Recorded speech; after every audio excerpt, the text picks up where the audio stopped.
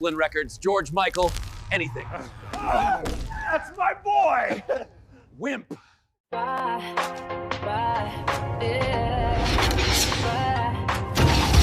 don't know why, but something is wrong. Rule Britannia. The TV is crazy and the truth has gone. I might be crazy, but I think we're done. There are people out there who are adverse to fun. Communism is king. It's on your news. Even your neighbor has been here. You can see it on YouTube. It's time to shine a light on all the things they don't want you. Tom Generation Next. Oh, it's what's coming next. Tom Generation Next. Commander Worf, don't be a cunt. I'm having such a good time. Kill everyone on the bridge. Having a ball. Fuck you, Mr. Rascal. My name is Owen Jones, a renowned drama queen, pseudo-intellectual and champagne socialist. That's for B4.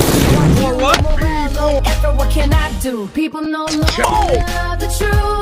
Shut the fuck up. That's why we gotta shine a light. Oh, shine a light, shine a light. We gotta shine a light. Oh, yeah. Together forever. Yeah. Tom Generation Next. Oh, it's what's coming next. Tom Generation Next. Yeah.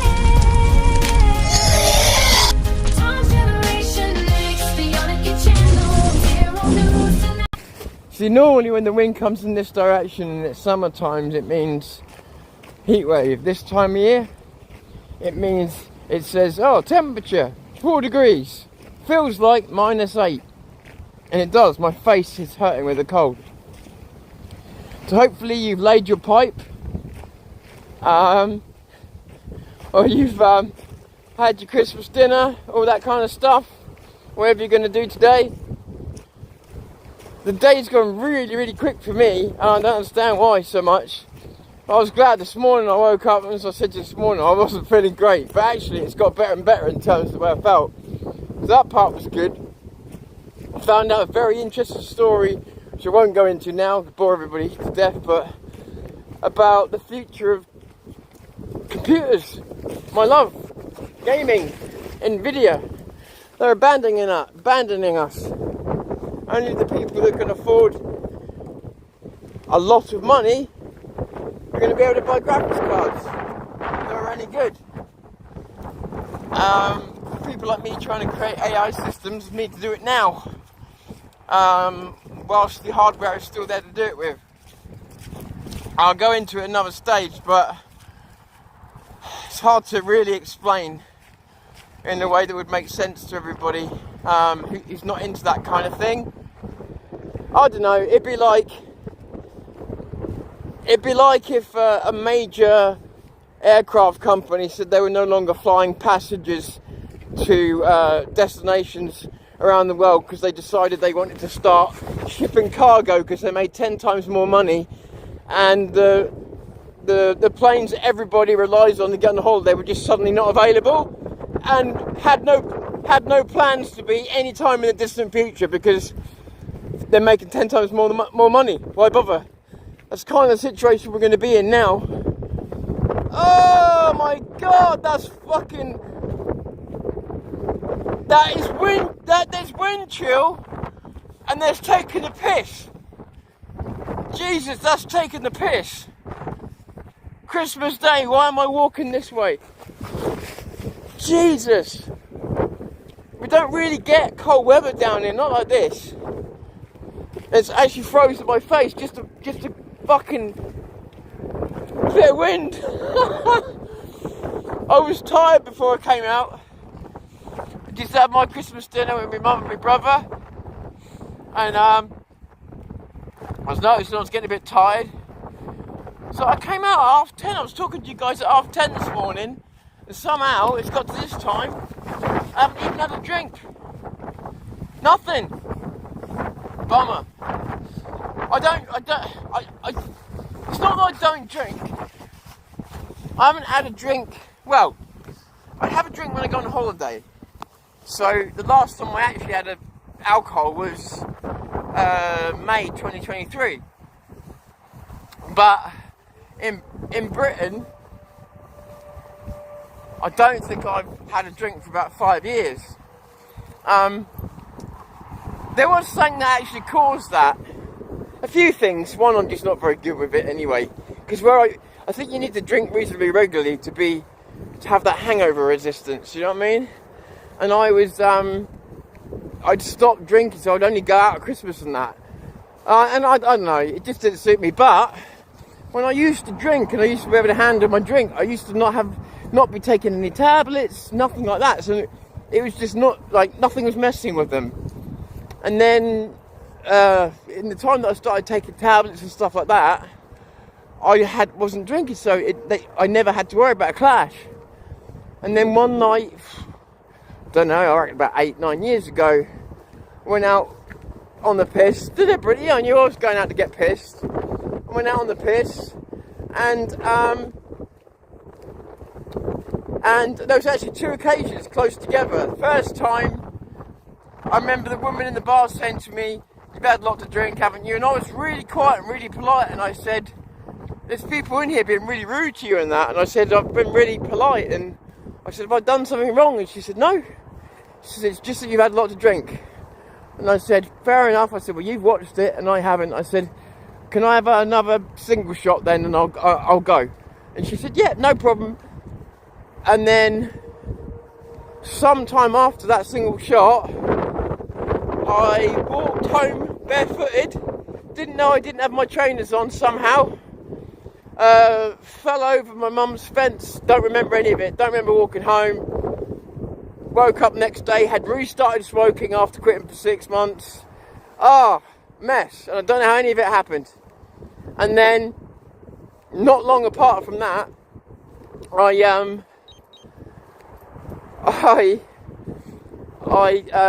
went out for a drink, it was all going alright, and then I came back home, and then me being me, I just couldn't leave it. So once I've had one drink, I think a lot of people are the same. So I went out that evening, and I was doing the same thing, throwing back shot after shot after shot. You feel alright when you're sat there doing it. It's not until you get the fresh air or whatever. And same thing again. The woman behind the bar says, "You've had a lot to drink." I'm like, do I not seem alright then? She's like, "Yeah, you do. That's what's frightening me." I'm like, alright, I'm gonna cut it there then. She's like, "I'm not saying you have to." And I was like, no, but I'm gonna cut it there. And I walked outside. This time I remembered everything, so I thought maybe I'm not so bad. Got halfway down the road and everything started spinning. And I remember going, "Oh shit, which way do I look to get my balance back?" And I looked upwards towards the sky. Worst thing I could have done. Next thing I knew, I hit the deck. And the good thing is I'm good at falling over, so it didn't hurt too much. And I am good at falling over. But the next one, I stood back up. I laughed at myself. Silly bugger. And I was like, right, stand back up. And I don't know what I was doing. I reckon I must have been standing backwards like that, because I was seeing stars again. And remember, the stars started to go round. And I thought the stars were spinning. It wasn't, it was me. Crack! Hit the deck again, and that one winded me. I mean, proper. I felt my bones crack. I felt the wind come out of me. And I remember thinking, I'm not too enthusiastic about the next try.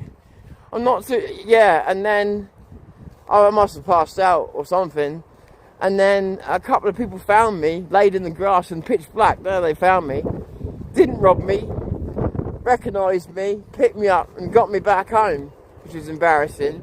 If it wasn't for them, I don't know how that would have ended. I didn't like I've never blacked out on alcohol until those 2 occasions. I didn't like that, not knowing what was going on. I didn't like being out of control. That's the thing with me and like drugs, that people say, "Oh yeah, you know, back in the old days of LSD and stuff like that." If I'm not in control, I'm not enjoying myself. I'm a control freak. So yeah, the idea that I could have gone home without my trainers on and not knowing anything about it freaked me the fuck out. The idea that I may have had conversations with people, I might have been upsetting to people. For all I know, I could have had a fight. I wouldn't know. That freaked me the fuck out. I could have had a fight and won, which would be awful. Or I could have had a fight and lost, which would be equally awful. I could have done all kinds of things. Just I wasn't in control because I wasn't behind the steering wheel. That's scary to me. So yeah, so the only time I drink now is when I go on a holiday, and I sort of deliberately lower down medication before I go anyway. But also I just have this cut-off point. I know anything beyond that rough amount of drinks is putting you in dodgy territory. So I won't go out until a certain time at night. And usually I'll go with a certain amount of money in my pocket. So that if I get that little devil on the shoulder that says stay for another one, it's like, well, you ain't got no money to stay for another. You have to go back to get some money. And if you do that, well, you know, so you've got enough time to talk yourself out of it. But yeah, so that's kind of why I don't drink that much. I used to drink sociably, and that's like when I used to see people in London that I used to have like Danny Roscoe and Ginger and that. I used to have a glass of wine with them. They'd see me have 4 glasses of wine, easy. But none of them have seen me have more than that. Not one of them have ever seen me have more than, say, 4 glasses of wine. Reason? Normally I will leave at that point, or actually normally I will leave at that point because I know if I stay or continue drinking, and at the same time, because of the genetic setup that I've got at the moment, that won't look pretty. So I just cut it at that point. Better that than make a CUNT of yourself, right?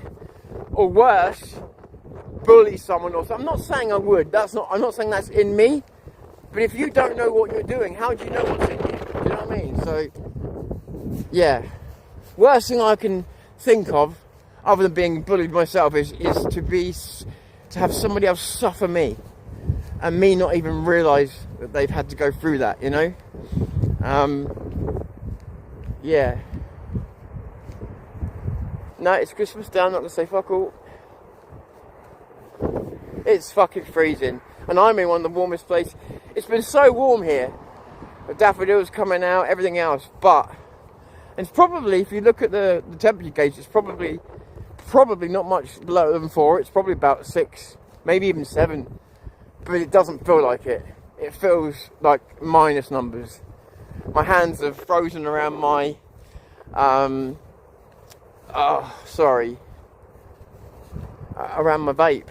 Tonight, I'll be honest with you, tonight I was going to go camping with my dog and try and just have a bit of a giggle with you guys. And I haven't given up on the idea of going camping at a crazy time of the year. And I have got another date in mind. But the idea was, I had these gas bottles and I got a particular way of keeping certain things warm. And it's not me I'm worried about, it's the dog. If I'm going to take her to something like that, I've got to make sure she's okay. If it was just me, I know what to take and it wouldn't be that much. But with the dogs there, I've got to make sure it's not just, can't be just a case of cover up with blankets and what, she's got to be okay. So, but I've got the perfect place and I've checked it out and it is perfect.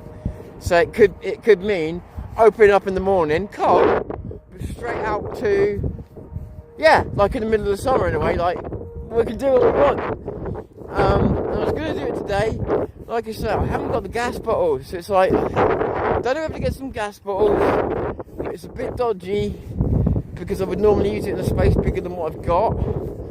Or whether just use the time to think a little bit more strategically. Like I say, the gas bottles wouldn't be necessary if it wasn't for the dog. So, but I'm thinking about it because especially now, today was a big one not to miss.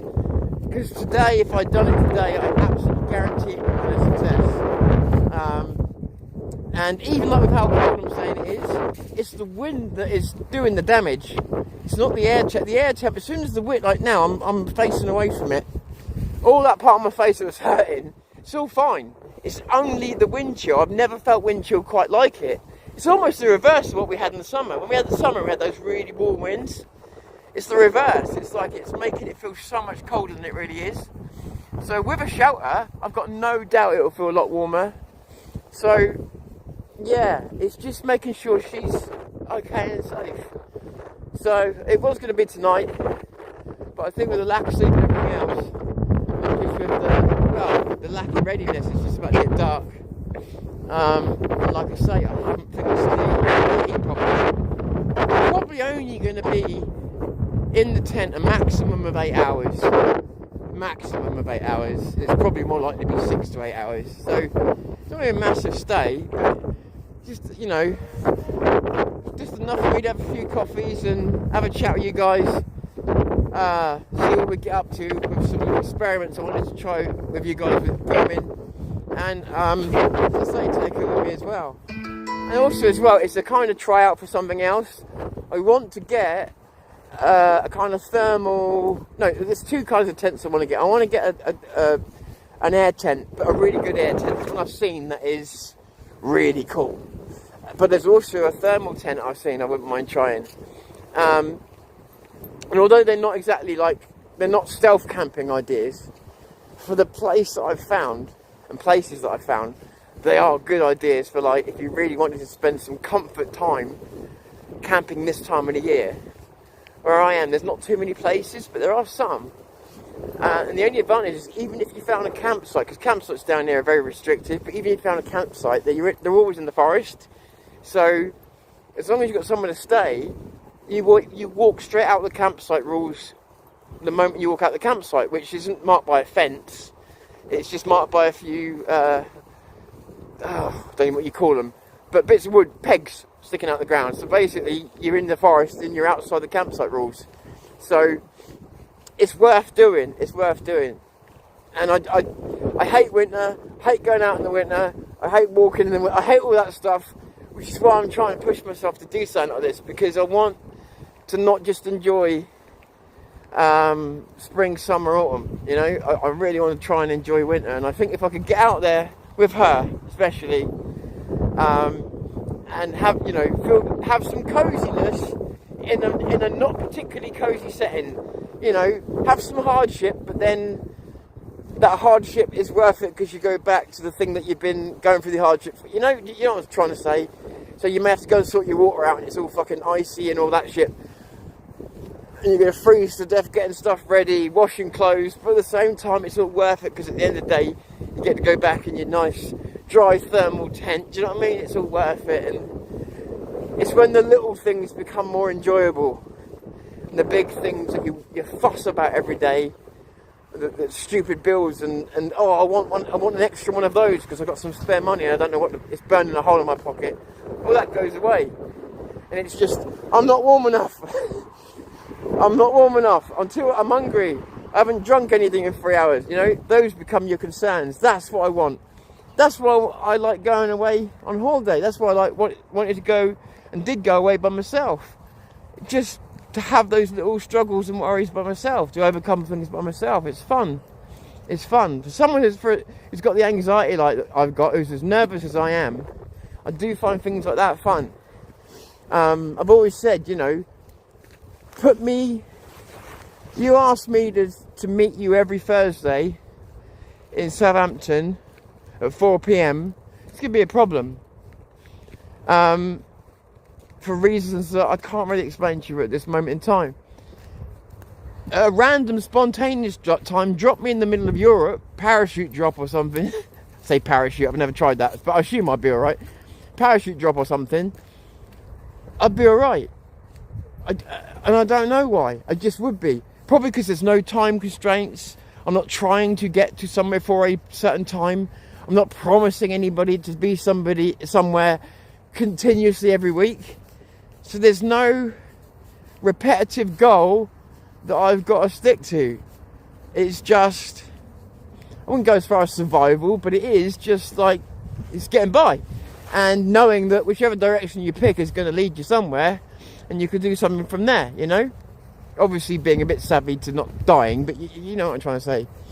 And with me, it's always been that way around. The things that scare other people don't really scare me as much, generally speaking. But the things that don't scare other people and they're really confident with are the things that shake me up and make me all lack confidence. It's really weird.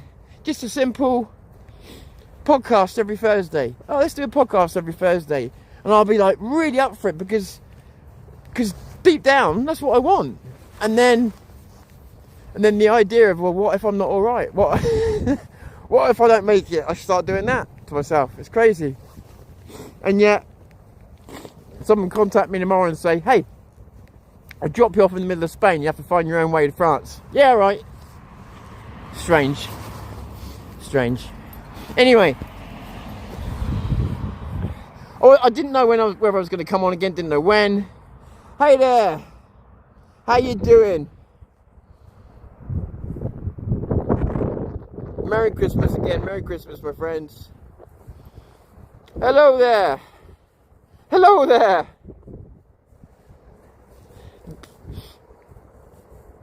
What's up? What's up? I used to be a happy drunk. Now I don't drink at all. Over a decade now. Wow, that's good going. Decade is good going. It is freezing up north. Once the light goes around 3:30. Yeah, oh, actually I'm surprised it's going a similar time, because you should be having darker, slightly. Oh yeah, no, 3:30. Yeah, that makes sense. It's about 4 o'clock here, because I know that in the summer it switches round. It's like getting dark here about, I don't know, about 20 past 9. And my mate is in Scotland, and he's showing me it's gone 10. It's still light. Yeah, don't get me wrong. It's not going to be anything like as cold as what anything up north is going through. But let me put it another way. The worst is likely to be down here today. It might feel similar. The wind chill really is that bad. It might feel a bit similar. It can change in a day, but so yeah, like I say, down here, don't get me wrong. Like, even if it snowed today, it'd be gone tomorrow. It just doesn't work like that down here. But when you see an easterly like that this time of year, you know it's going to feel colder, and it also hits parts of my house it wouldn't normally. But I've not felt a wind chill like that. Considering, like, if it was -1, and I don't know what the temperature is, but no less than 4, and probably likely to be more like 6, 7, and it honestly feels like it's in the minus numbers. Except, like where I am now, I'm in all the trees. There's a massive dip there. You can't see it. There's a massive dip right there. It's cutting a lot of the wind off. Here, it just feels like a normal winter day, not too cold. It's one of the worst wind chill I've ever felt. Crazy. Anyway, so I'm being a bit boring, aren't I? But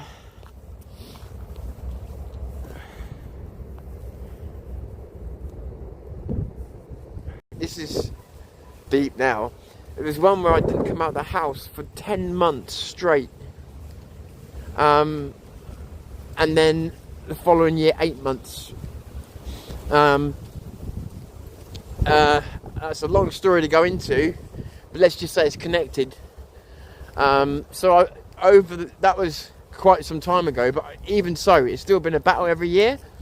So that's what I said to you about how I had to learn. It wasn't Christmas that was upsetting me. It wasn't this. It wasn't that. And so what I tried to do, say, the last few years was, I was still, although I stopped staying in like that, I was still hitting that when it used to hit November. And it would hit November, the weather would change, something would happen to me, and I would just stop going out. Now, thankfully, I've got a dog now as well, and she needs to be got out regardless of how I feel. She's more important than I am, and that is a good thing, because I put her first. But yeah, I was stopping going out in November. All comms from me would stop, and they wouldn't resume until about March. To anybody, family included. And then I started using WhatsApp back when it was somewhat new. I started using WhatsApp, and I found that because it wasn't instant, I could stay in touch with people through WhatsApp. WhatsApp, for as much as I slag it off, hate it, WhatsApp has kept me in touch with people I would have lost as friends permanently. Misunderstandings have been solved through WhatsApp when I didn't feel like speaking to people when I was going through hard times. WhatsApp enabled me to let them know what was going on. Gotta be honest, WhatsApp saved friendships, saved family, for all of its evils and all of its wrongs. If it wasn't for that, that gave me a middle ground between phoning people and seeing people, or not seeing anybody at all, to start fighting my way back up, to start staying in touch with people through November, December, then January, then February. It was a slow build, but each year I'd last a bit longer, and then my walks would start to last into December, and then they'd stop, and they'd start a little bit earlier at the end of February. And then the last 2 years I've been, although I still haven't been doing podcasts at Christmas, you may have noticed, again for the same reason, but I have been walking the last couple of Christmases. You think that's years and years in the making, for me to be able to be out in the winter, enjoy it, not hide away from people, from things, and actually be standing here to you today on a podcast on Christmas Day, smiling and enjoying myself, not giving a same as always was. I don't give a fuck that it's Christmas Day. I couldn't give a fuck what day it is, but with a different attitude, with a good attitude. It's like, well, if you do care, that's great. If you're having a good Christmas Day, that's great. And do you know what? I'm having a good Christmas Day as well. It just doesn't necessarily feel, I guess, I don't know how it's supposed to feel, but I'm happy. That's all that matters, isn't it? That's why people want to be happy on Christmas Day. Well, it's Christmas Day and I'm happy. Job done, isn't it? So, for me, it's been a massive fight from being completely defeated by an enemy I couldn't see to freezing my nuts off, claiming victory. But in all seriousness, it is a victory. It is a victory. And I probably shouldn't be so hard on myself when I don't always match up the schedules and times. But it's the last thing left on the list to conquer. If I could conquer those times, I'm always going to be the way I am, but if I conquer those times enough so I can get my focus back on the podcast, for instance, so that I can be there on the exact days I say I'm going to be, with who I'm saying I'm going to be, and I'm closer now than I've ever been, I will have conquered a massive loophole in my thinking. I don't even know. Yeah, in my logic gate, a broken piece of my logic will be finally fixed, and it's taking. So yeah, I'm actually really excited about that, because I know there's just a few little silly things that if they were welded together, my productivity would shoot through the roof. So it's interesting, isn't it? It's taken my channel to fall. It's taken me to lose everything. It's taken me to be out here freezing my nuts off. And everything else that's happened this year, which has been a shit year. It's taken all of this for me to realise this is pretty cool. I'm enjoying this. It's taken all this for me to realise, hey, things ain't so bad. If you're good enough, you can grow another channel. If you ain't, you don't deserve to have another channel. To be able to believe that I could go camping, to even, I didn't make it today, but to even be thinking it and planning it, when at one time I would have been wearing garlic around my neck if someone suggested that to me. Do you know what I mean, this time of year? So, and the fact that I'm still thinking, how am I going to pull this off? Even now, how am I going to pull this off? So, a lot of changes for the good. And I think it can only be a good thing. I'm never going to love winter, but if I can keep making memories and keep busy all the way through the winter, that's a good thing. And health-wise as well, I do a lot of walking in the summer and everything else. But we do tend to get, some of us can tend to let ourselves go in the winter a little bit, and I don't like that. What's the point of working half of the year to then let it all go the next half of the year? So there's a lot of people around today. There has been since this morning.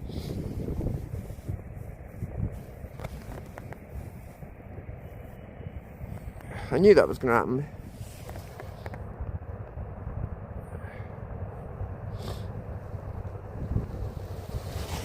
Hang on a minute. Sorry, guys. What's that? I love it. Beep, beep.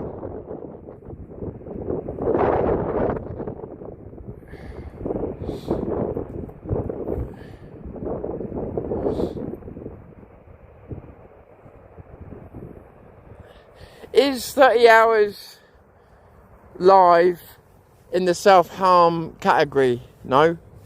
There's people that have spent a week in VR. And I think that has probably got more chance of harming you, simply because it will damage your binocular vision and potentially mess up your balance and stuff. But I know people that have spent that much time in VR.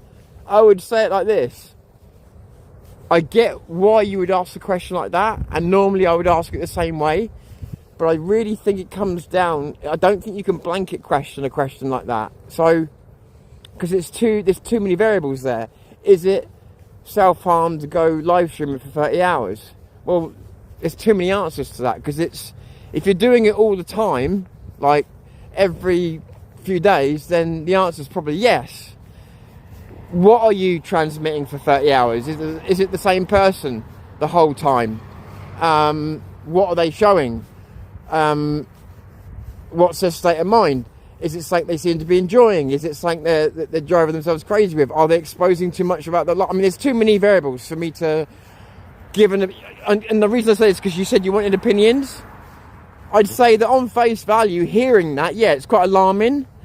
But there are plenty, I've come up with some myself, there are plenty of viable reasons why I have come up with the idea of having 30-hour and 72-hour live streams when I was doing the stuff with Nobby and that down the beach, where we were going to monitor stuff, for instance. So, when we're going to do a news network, there are reasons to go live for that length of time. So it really depends on the context. Was it one person? What were they doing? Why were they doing it? Do they do it all the time like that? You know, could you see the signs? You know, all that kind of stuff. And what was the end goal of doing it? And what was the quality? You know, how many people were watching it? They were doing it for 3 people? All this stuff matters. So I can't really give an opinion. I can only say, on face value, it doesn't sound good. But there are reasons to do 30-hour live streams that may make some logical sense that aren't batshit crazy. It really depends on all of the other variables I mentioned. See, I don't just jump on the bandwagon and slag people off. You know, if there's a reason, then, you know, like I say, I've seen people go in the VR for a week at a time. Now I thought that sounded dodgy as hell, but even then, it's still only a week out of their lives, and they've just tried something cool for a week that they're young enough to absorb and deal with. So even that, I don't mind, because most of them come out of there saying they don't like it, which is a good thing. It means when I say that they don't like it, what I mean is they don't like being trapped in that world. It's not the virtual world they thought it was. It's good in some ways, but most of them come out saying, nah, it's too much, which is good. It's a good thing.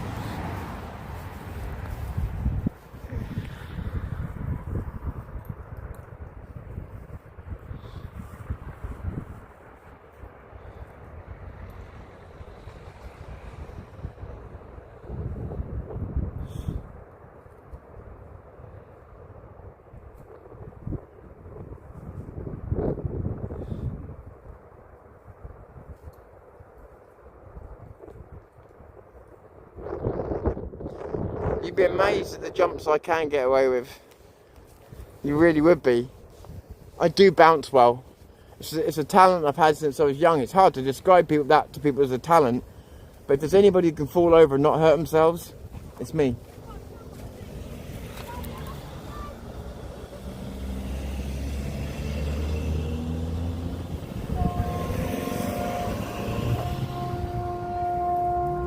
Hey, wait.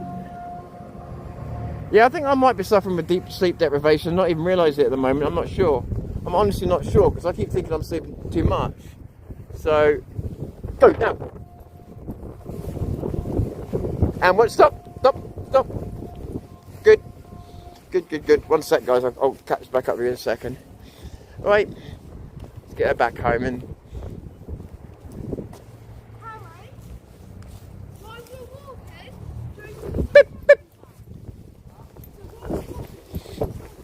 Yeah, all the jippos are out.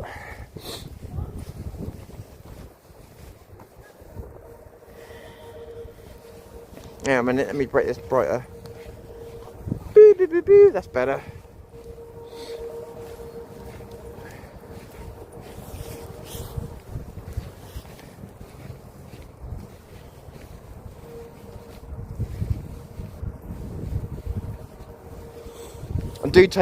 I take vitamin D3 to be exact. It's vitamin D3 you need. Also as well, if you've got like marmosets, monkeys, anything like that. Hey, Sue, you need to make sure they have it as well. So taking them out in the summer and the sunshine is not enough. They need vitamin D3, otherwise they will get brittle bone disorder. Yeah, it's just will. It's not a case of might. It will happen. So if you're one of these twats in the UK that's gone and bought a monkey without finding anything about it, get some vitamin D3 as soon as you possibly can, or face the consequences. Your monkey won't live 2 or 3 years. So you've been warned. Oh no. I think I've locked myself out. And it's Christmas Day, so there'll be no trade button. Ah, brilliant. Stay there, Sue. Oh, it is open. That was lucky.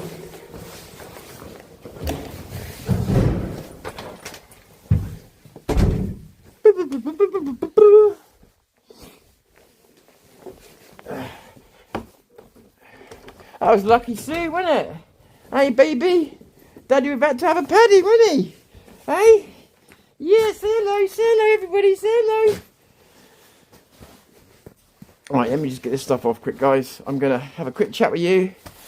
And then I'm going to, I don't know, maybe I'll come back on later. But my main priority is having a little tidy, coffee, and decide what I'm going to do for fun. Whether that be a live, whether that be make a video. I've got to remember NVIDIA. I need to make a video about NVIDIA as well. Or whether that be playing a game. I don't know yet. Maybe even using my VR headset for the first time since May 2023. Only cost me 600 quid. Used it 8 hours. Scum. That's what I am. I hate myself for things like that. And yet I wouldn't sell it because when I was a kid and computers just really, you know, ZX81 was about, my imagination, like anybody's, could only stretch so far. And the ceiling of my imagination when I was, I don't know, very young, too young to know what age I was VR. I mean, I didn't know it was VR. I didn't call it VR. But in my head, what I imagined was basically the same thing. You know, sticking something on your head and being able to see all this real cool shit and play it like that. So, it was VR. But it was as far as I could imagine. So when VR came out, it was like, I want to make the most out of this, even just for a couple of years, just because this was as far as I could dream as a child. And even though we're going beyond VR now, this was as far as I personally could dream. And I wanted to live that dream. And I'm getting a bit old for those kinds of things, and I realise that's probably what half of it is. Had I been younger, I would have been straight on it. But when I've tried it, I've really enjoyed it. It's been really fun. I've made myself laugh with it. And that's always been, when I used to play games all this time, it always used to be a sign of a really good game. I always used to know if I got a game that was like a 5-star game, that really was 5-star, because the first thing it would do is make me laugh. And that's the hook. It's got you in when it makes you laugh. Next thing it does, it makes you laugh, but also makes you feel a bit spiteful, like, oh, you bastard. And then you start to get determined. And before you know it, you're calling it every CUNT you can think of, because you feel like it's cheated you. That's when a game has got you.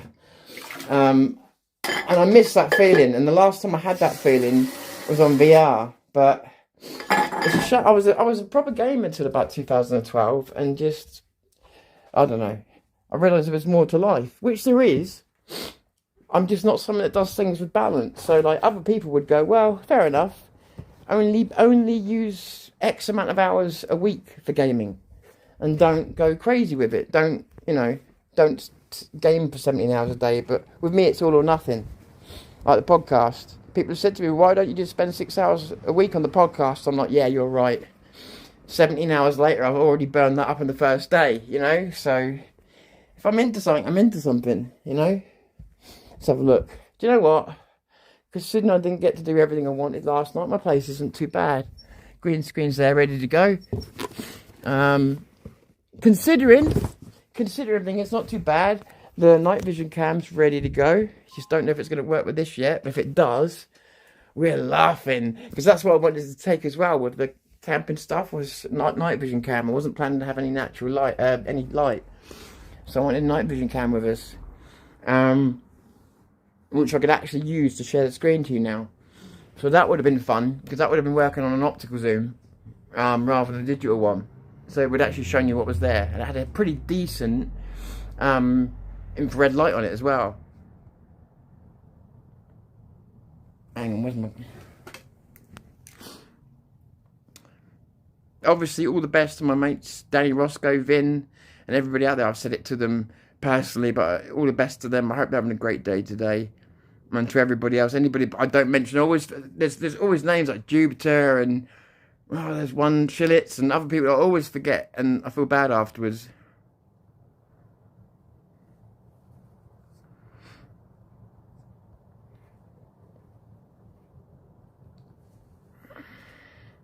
It is definitely like the seasonal affective disorder. That's definitely part of it. I don't know if it's all of it, but I mean, yeah. It used to affect me really badly, but it still affects me now. I mean, you must have seen how my health and my moods dropped. Well, I'm gonna say you must have. Why must you have? But it has dropped since we hit September. Because it was raining all the time, but it was still warm. But every day now is a push to get out rather than a...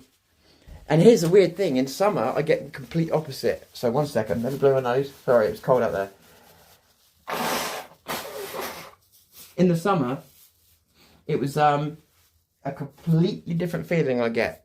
Then I get the feeling I'm wasting time. So at 5 AM, I'm like, get up, get out. You've got to make as much of today as possible. And I'll run myself into the ground until as late as I can that night, then get up as early again the next day as possible. All kind of autopilot, really. I'm not trying. And I will make myself so tired that I can appear drunk to people, slurring my words, everything. And it's just because I'm burning the candle at both ends. But summer, I'm a totally different beast. And I'm up with the sun, and and I don't want to sleep. So it's I go completely the opposite way. I do not want to sleep when it's summer, and I love sleeping outside. I worked out. I slept outside for 2 months and nearly a week this summer. And inside of that time when I did that, I slept indoors about 2 or 3 times. And that's probably been the story. Maybe a bit less, bit more time. Probably it was a bit more this year because it was warmer summer. It's probably been the story for the last 3-4 years. Like every summer I'm spending as much time sleeping outside and spending time outside as I can. That's where I'm happiest. That's why I say, you know, as much as I love Britain and everything, I'd like to spend 4 months in another country from probably, say, mid-November, I don't know, through to say February, something like that. Rough dates, but you know, just to get that worst part of the winter, I think I'd be alright. Yeah, fucking easterly wind is closing my door every 5 seconds. But yeah, that's the part of the winter I just can't handle at all. It's not just the cold, it's the fucking light. 7 hours and 40 minutes light, man. It's not enough. It's not enough.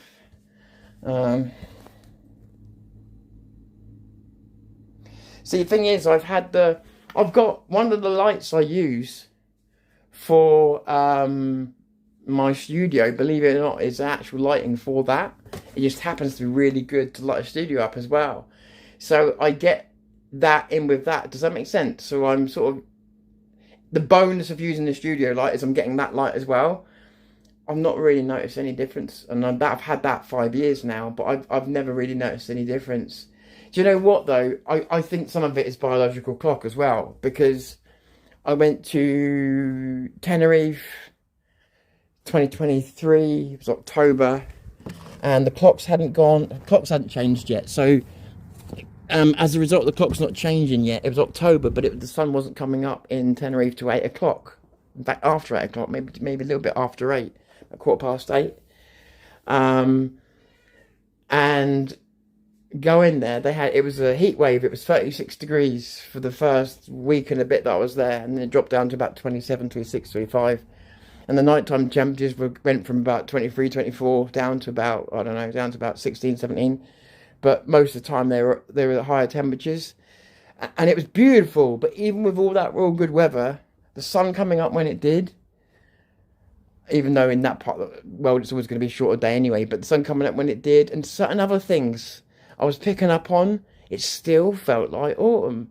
And that is what confuses me. I'm like, do you think you're going to be able to get away from this autumn feeling? Because I have felt it in Spain before. Very rarely, but I've felt it happen. When thunderstorms have passed, not in the middle of summer, but in September. You know, the right places in Spain in September, if you get the right kind of thunderstorms past, they will make it feel like England, like cold England. And I've never felt that before up until 2017. It was like, oh, Spain can feel like this? So, yeah, I don't know. And like I say, it was a bit of an eye-opener being in Tenerife and going, it still feels like October. It really did.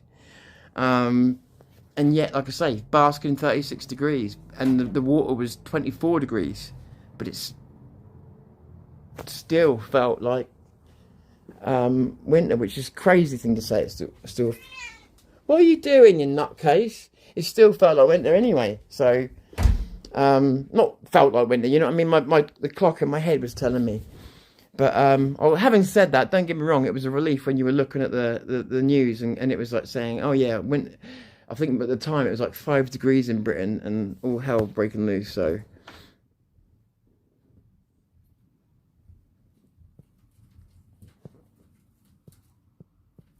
I don't need to go dog, and I've got one of my own, haven't I?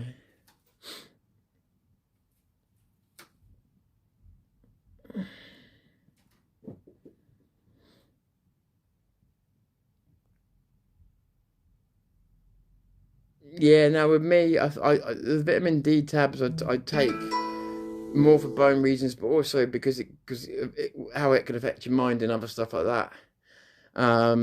There's another one I take as well, another vitamin. See, when you tell people to take tablets, they assume you're taking all this other stuff. A lot of what I take is vitamins. And vitamins, B12? I think it's B12 as well.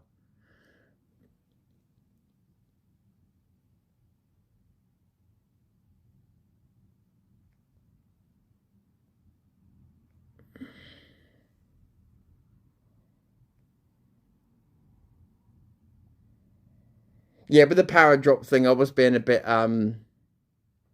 what's the word? I was being a bit fantastical, Steve. Don't piss on my fantasy, all right? I knew as soon as I said it, I was like, come on, Tom. Fucking come on now. Why would anyone buy a monkey? Why would anyone... if you... If you met my monkey... If you met her, you'd understand. Yeah. I know people don't like monkeys, but the reason people don't like monkeys is because they see too much of themselves in them. They see the slyness, the arrogance, the aggressiveness. They see all of that. And the thing they don't really like about monkeys is the fact that they're very fucking human, and they show all of humans' worst traits. And that's why a lot of people don't like monkeys, because they see all of their own worst traits reflected back at them. But I've also seen something else, and I've seen a cognizance, a sentience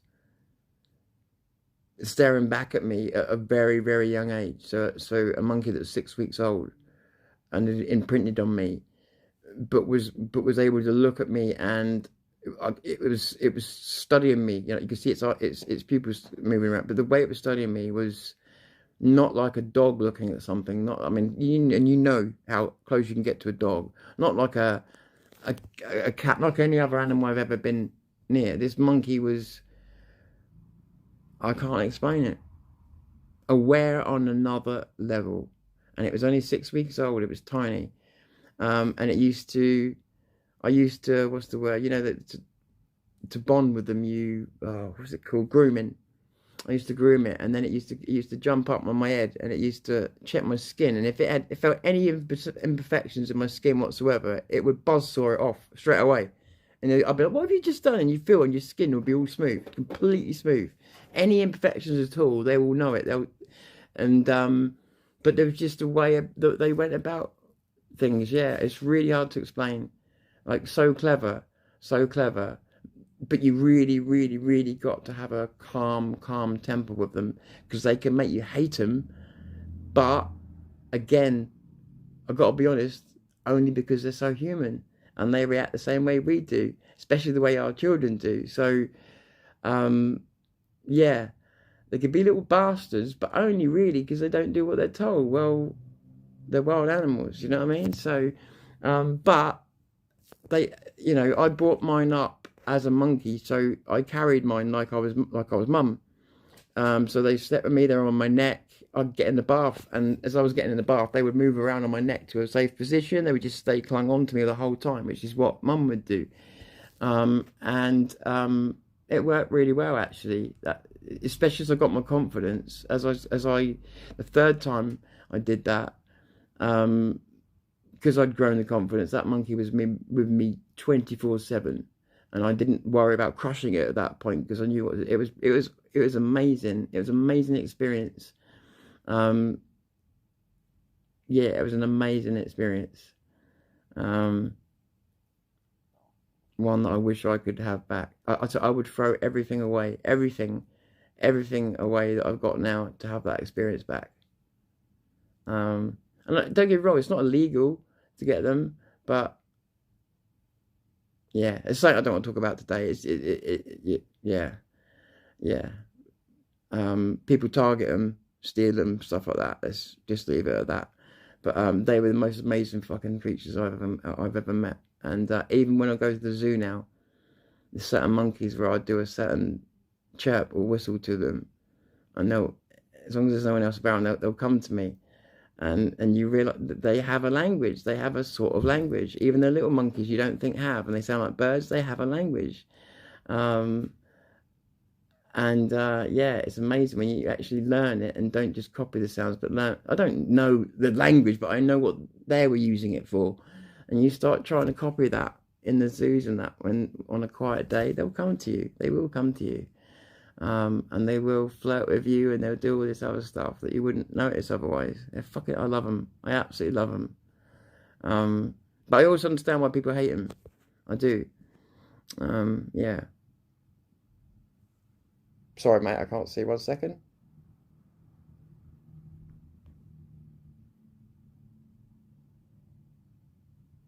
For more than 6 hours. Yeah, you're right, Steve. That's a good point, mate.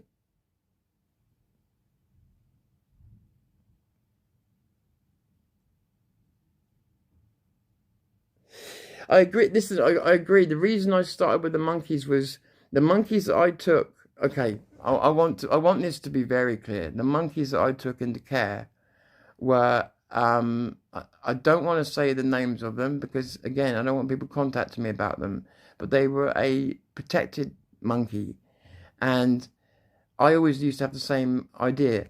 They should be in the wild, and then I found out that this particular type of monkey that I had no wild. It had been destroyed, all of it. There was no wild space left. They were trying to repopulate them in places that were not their normal homes, which has its own problems.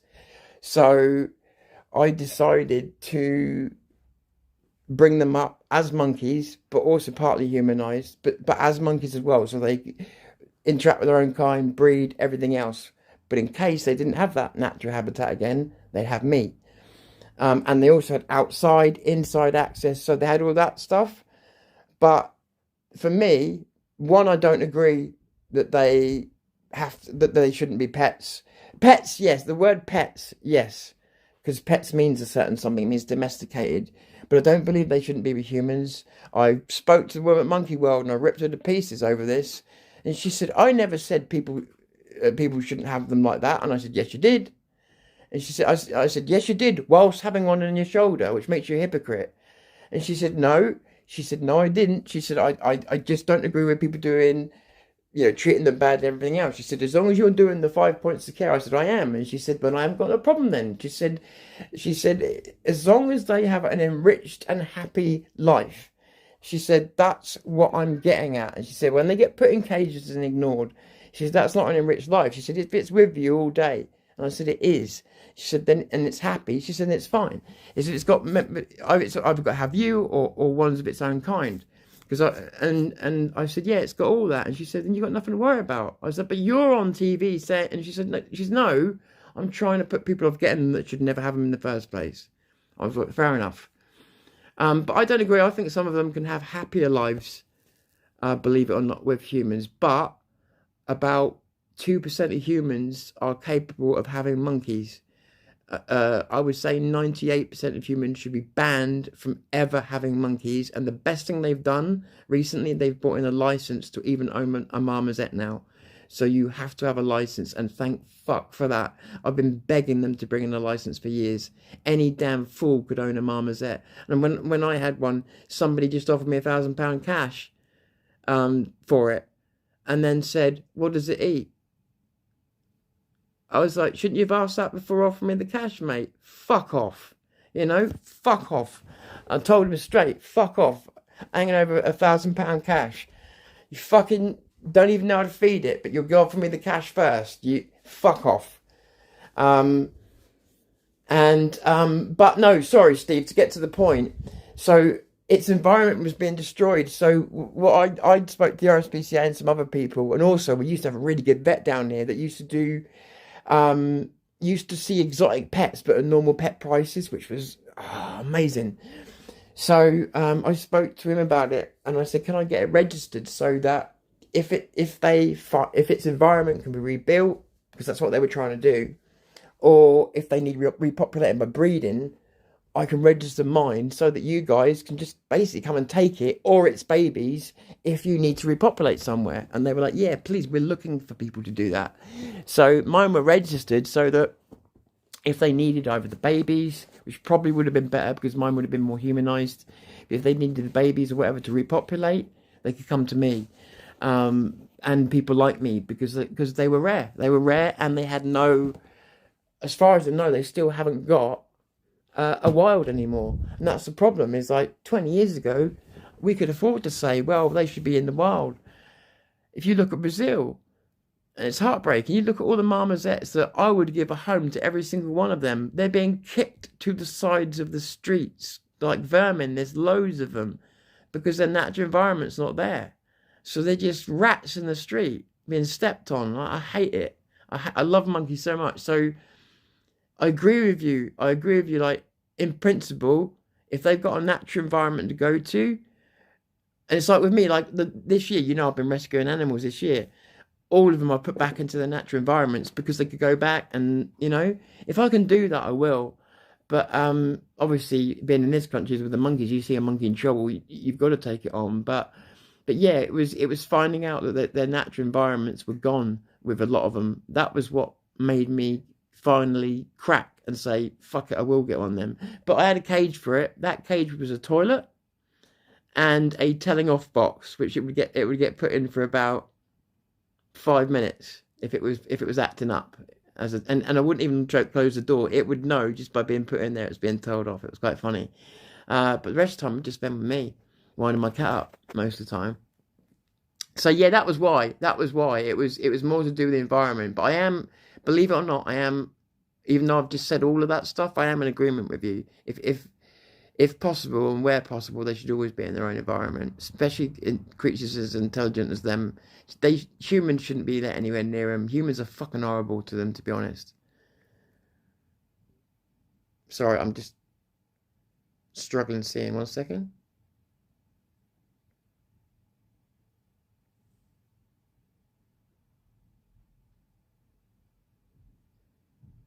Bear with me.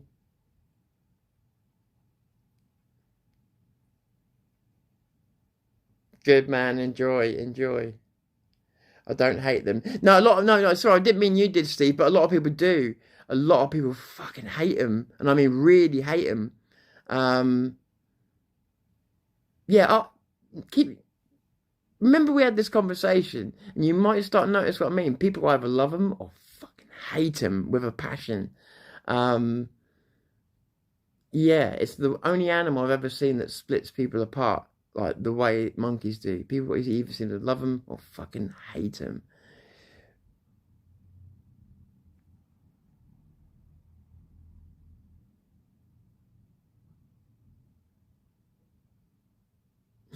But don't get me wrong, I've also seen some people like the zoos in this country, Steve. One of the marmoset places I went to, it wasn't a marmoset I got, it was it doesn't matter. I don't want to advertise it because people will go after them. So, and I don't want to give people ideas because honestly, it really is a very certain type of person that should have monkeys.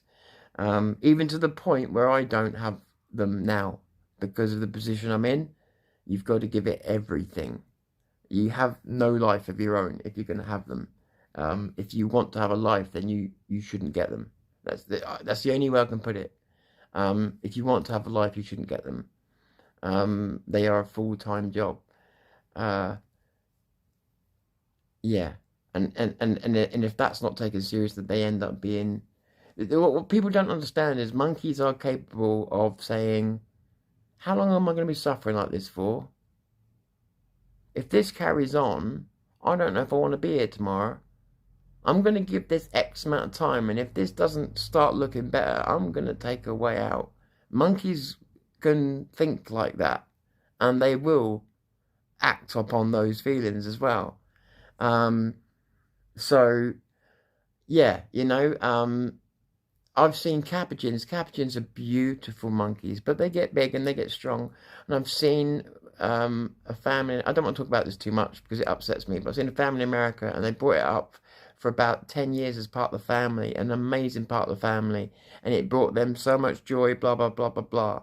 And then when the boy that they bought it for got older and started going to university and they couldn't handle it, they put it in a cage that wasn't even room high. It was half a room high. And it's a full-grown capuchin in a room by itself in perpetuity.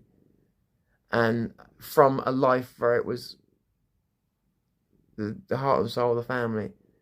I wanted to kill every single one of those people. Do you know that? I wanted to murder them in their fucking houses. Hypothetically, metaphorically, whatever. I'm playing a character. Just playing a character. So yeah, that breaks my heart. And things. There's a lot of that. There's a lot of that goes on. That wasn't a one-off. What actually got me interested in monkeys in the first place was something called Project Nym, spelt N-Y-M. If you ever get a chance, watch Project Nym. If you've ever watched the latest iteration of Planet of the Apes, the newer versions, if you watch the very first film of that series, of the newer Planet of the Apes series of films, the first film, would you believe if I told you that it was based a lot on the truth, but a lot on the true story? You'd say, "Fuck off, Tom." It was. Watch Project Nym, which is a documentary in which the conclusion of that documentary is utter bollocks. It made me throw stuff across the room and it made me want to find the person who did that. Yeah, anyway, because a lot of research as well and a lot of things have been found out about monkeys that he then went back on, and I think to justify the way he was treating them. But regardless, Project Nym is well worth watching because it is basically the true story behind the first Planet of the Apes. Honestly, there's so much that's actually real from Planet of the Apes, you wouldn't believe it. Not the other films, just the first one. And I was gobsmacked. And I saw it in that order as well. I saw Project Nym first. Then I saw Planet of the Apes afterwards. And I was like, hang on a minute. I thought this wasn't... And I was getting confused. Have I seen this before? And then I realised, oh shit, they've copied this straight from... but Project Nym broke my fucking heart. I've got to be honest. It was a really almost uplifting story. Documentary all the way through it. Until you realise, yeah, what they... It wasn't the monkeys, it was the disappointment in the humans, just lifelong disappointment. And I think that was the point where I started getting involved. I kind of wish I hadn't. It's a lifelong thing you get involved with the monkeys. You never forget them.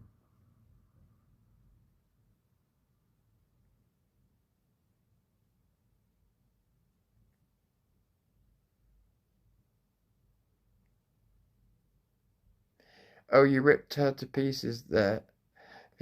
So you agree with her then? Who? What?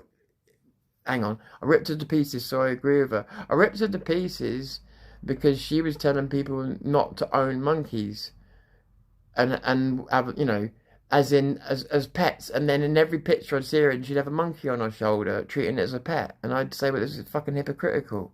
Like, stop. And they're always baby monkeys as well. Like, stop putting baby monkeys on your shoulder, because all you're doing is advertising that that's really cute and cool for people to do.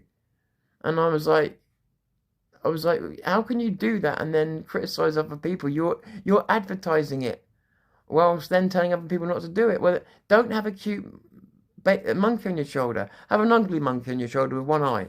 In fact, don't have any monkeys on your shoulder. Have a monkey on your shoulder that hits you or something, you know? Like, why have a really... I don't know, it just annoyed me. But, yeah, I do agree with her about a lot. And she agreed with me about a lot. We were basically on the same page. Yeah, we were. She just admitted to me in the end that to get a message to the mass audience, it's just easier to say one message than it is to try and address different sections. And I get that. So she said she sent one message out, but it didn't mean that she had any problem with anybody that was taking care of the monkeys properly. Her problem was with a large amount of them that just don't get treated right. And it is, unfortunately, the majority. Like, probably 80 to 90% of them do not get treated correctly.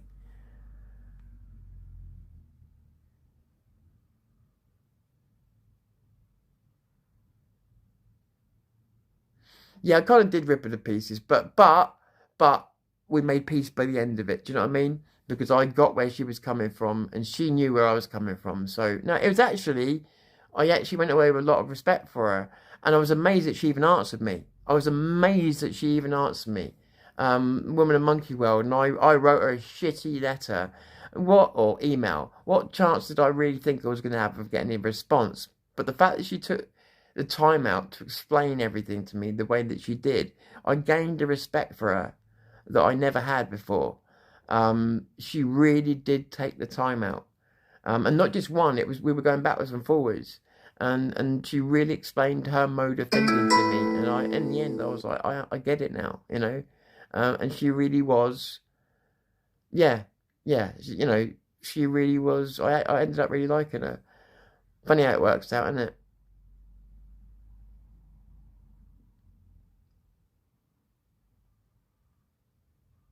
I often don't have much time for zoos, me either, to be honest. Me either. Monkeys are more intelligent than low IQ people.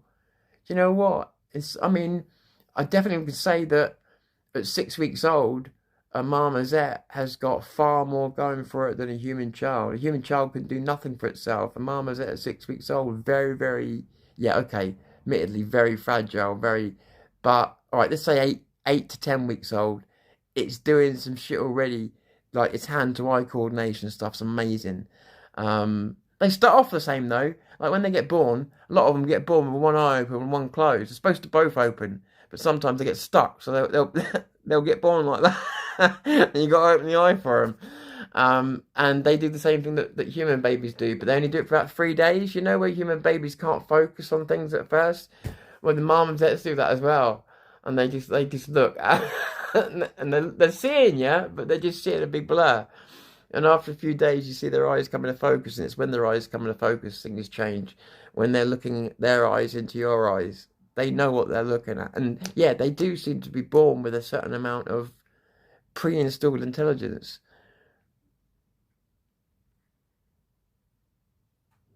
I love them. Yeah, they did teach apes to do sign language. That's true. People think that. This is what I'm trying to say. So the sign language stuff, all from Project Nim. That's what I'm saying. So much out of the Planet of the Apes comes straight from Project Nim. A lot of that's real. The sign language, a lot of it's real. Obviously, I mean, you've seen the videos where they the apes, the actual apes, not the monkeys, but the apes literally mourn the fucking dead. Which is kind of... And then you've got two completely separate trees of monkeys as well. You've got the New Age monkeys, the Capuchins, and those kinds of monkeys, which are not as strong. not liable to pull your arms out their sockets, although they can still bite your face off. But you've got that tree of monkeys, and then you've got the old tree of monkeys, which includes your chimpanzees, your macaques, all wonderful monkeys, but they can also pull your arms out your sockets because they have a completely different bone and muscle density. God, I'm probably being really bored. I'm so sorry. You're bringing up an old passion of mine.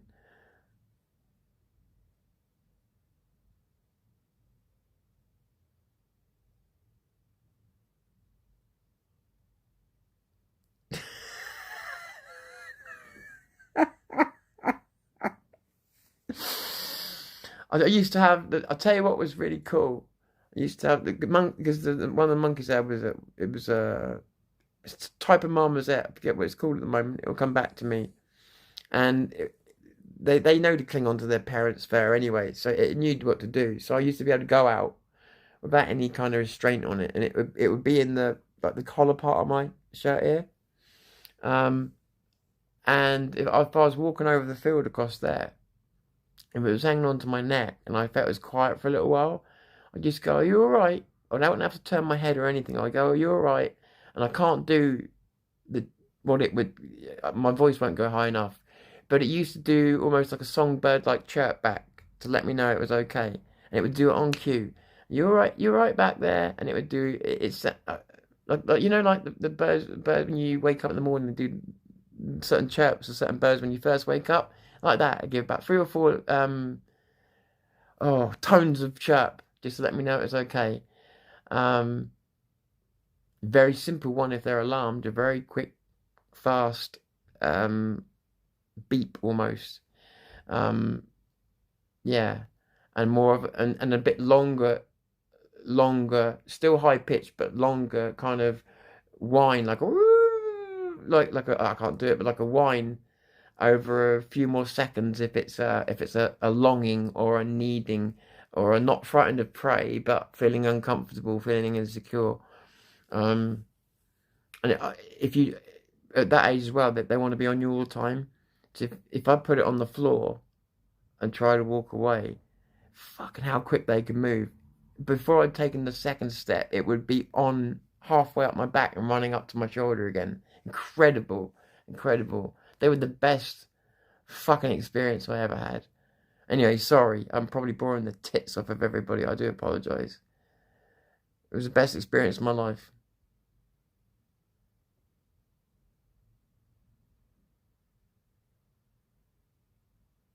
Yeah, Steve, what you said, you said it better than I said it.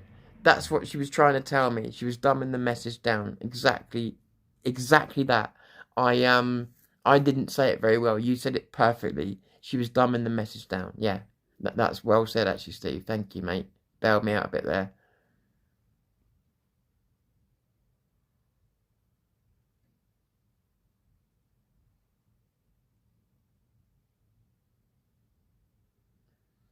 Oh, with you there, Steve.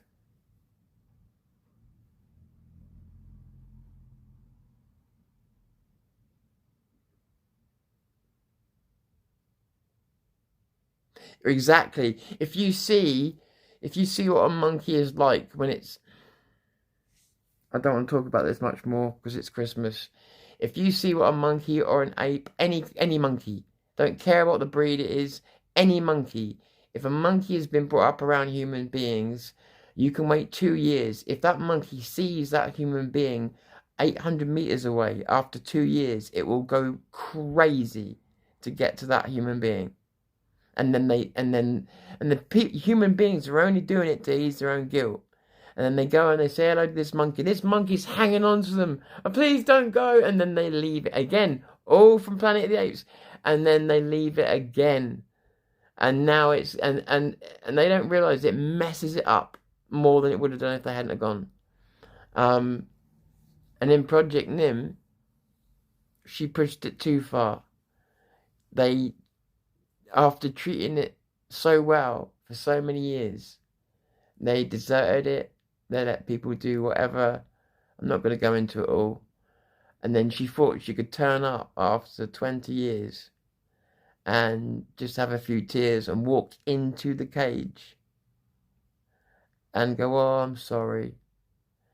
And I think it was an ape, a chimpanzee, sorry. Chimpanzee. It was really upset, did all the things, was really upset to see her, and then grabbed her by the legs and started ragdolling her. It wasn't trying to kill her. They said if it wanted to kill her, she'd be dead. It was punishing her. It was saying, you fucking cunt. Look what you did to me. It was missing an eye by this point and everything else. So they said if it wanted to kill her, it would have done outright. But it grabbed her by the legs and just ragdolled her. And they, you know, yeah. And she's lucky it didn't kill her. And that's why I think they're better than humans, because a human would have killed somebody for doing what they had done to Nim, yeah. It messes them up so much when these people go, oh, I want to go back and see it after you're giving it up. You gave it up. Fuck off. Fuck off. You're doing it no good whatsoever. It sees you, it's happy for 5 minutes, then you leave, and then for about 3-4 weeks afterwards, the people have got to try and get it back with the other monkeys, got to try and get it eaten again. It's like, they love you for life. Oh, fuck. Anyway. Oh, good. I'm glad it's not too boring.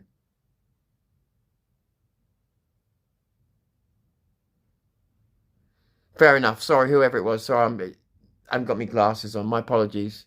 Sorry, Dave. Sorry, Steve. Yeah, you're right. Sorry, I got your names mixed up for some reason.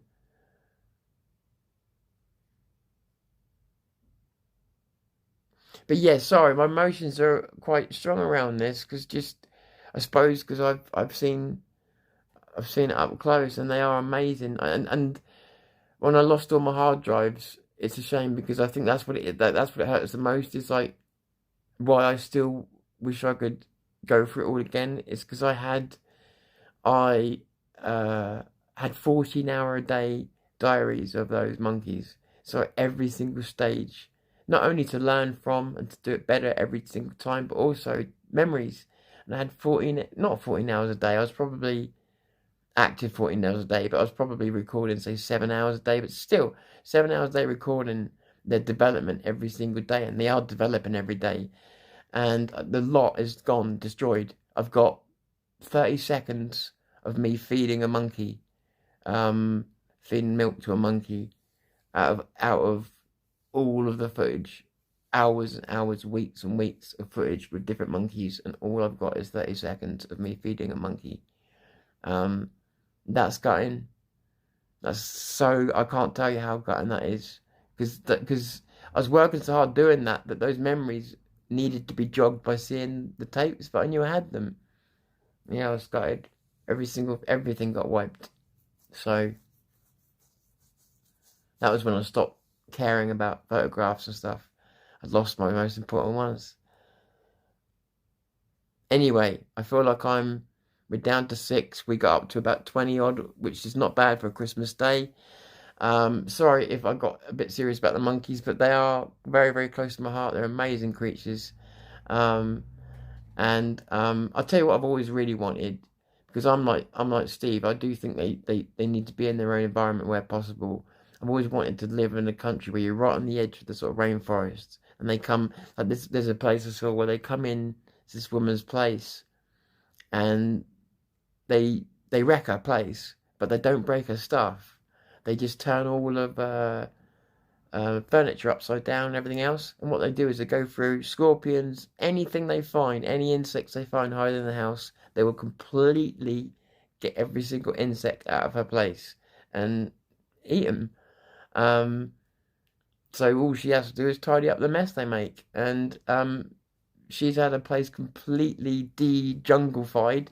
And the monkeys are doing it for their own purpose, but they're offering her no threat at the same time. So, but I'd love it, because sooner or later, you know, there'd be a monkey in trouble, a baby. That baby would end up with me, you know. So I'd have one on my shoulder, and yeah, I'd love it. I'd love it. and that way in their environment as well, you know. So you could reintroduce them if it was possible, and if they had an injury that prevented that, well, they'd stay with me. That'd be fine. That's what I'd like. So they were still in their environment, you know. And some of the worst ones are what are they called? Orangutans. They're another one, but they're now creating islands for them because their natural habitat is pretty much gone. So they're having to fake new natural habitats for them, if that makes sense. So yeah, that's another thing that's gone, you know. It's sad. It's sad. Right, hang on a second, let me just think about something. One. Not doing good if we're counting one. 1, 2, 3. Yeah, good. I am as cool as I thought I was. I think I'm just about done. I wasn't planning. I didn't know what I was going to come on, how many times I was going to come on, or what for, or anything else today. But okay, we've only got 4 on now, but we did end up with a few on today. I'm surprised. I didn't think we would. So that was kind of cool. Especially, I just realised I'm not on my main channel anymore. We end up with about 20 odd people on here on Christmas Day on a tiny little shitty new channel. That's not bad. I'll take that. You know? Yeah, I keep forgetting. If that had been I keep thinking it was the old channel. We're not on the old channel. So to get a number like that, that's quite an achievement for a tiny little channel like this that's only just restarting. I'll take that. I'd say that's a pretty good result. Unplanned live on a Christmas Day. You know, take it.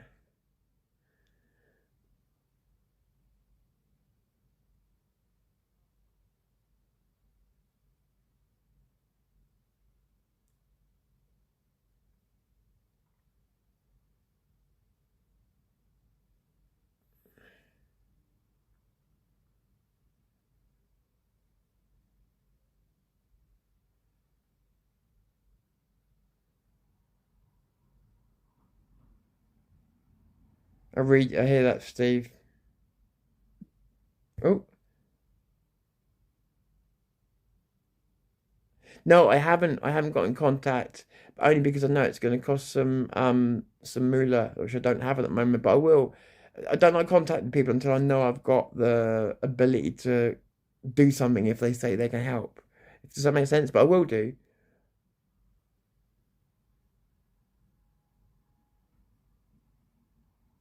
Eh?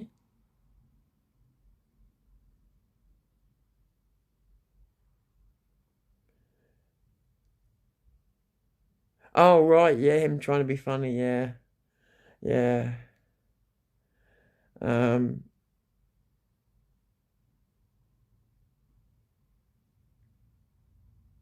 the life of, I can't read the last part, but Merry Christmas to you as well, sir. I hope you're having a great day. I'm very well. Thank you for saying that. It's really kind of you. And I hope you're having a great day. I hope you're having a great Christmas.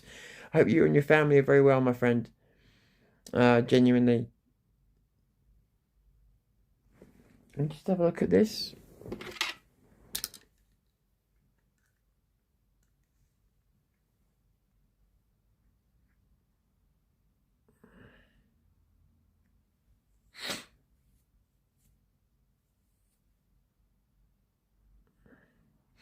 Well, Steve, whatever you choose to do, I've told you before, mate.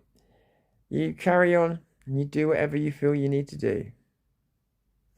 I used to watch Lewis a lot when he was in New York City. Louis.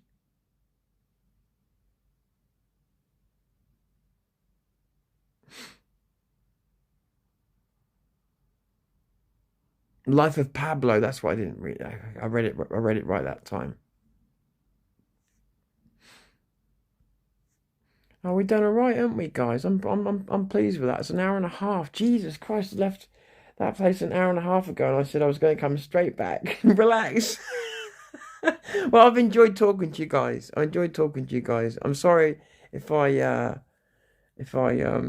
waffled on a bit much about the monkeys, but yeah, I still have dreams about them. Some of them aren't very nice, but it's only because I miss them. But yeah, sometimes I think I'm still around them, and then when I wake up and realise I'm not, it's heartbreaking. They've affected me like not much else can actually. Yeah, it's a conversation for another day. Not because I'm going to break down in tears, but just because it's quite involved. But it's a conversation for another day. Because yeah, there's still things I'd like to do. I'd give up all of this, and I know that sounds. I know how that sounds. I know people might be disappointed in me saying that. I would drop all of this right now to go back to that life. And to explain that to you would take some time. But I actually did feel I was doing some good, real good, for beings that deserved it more than anything else. Yeah. And beings that wanted my help. So that's all I can. I don't know. Maybe that's a bit of a shallow way of putting it. But it's the best way I can put it in a short time.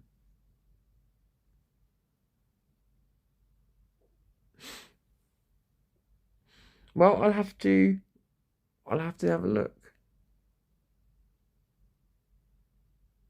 Yeah, I want to go to New York, but there's so many other places I want to go as well. More in America, you know. I've always been attracted to the South, you know.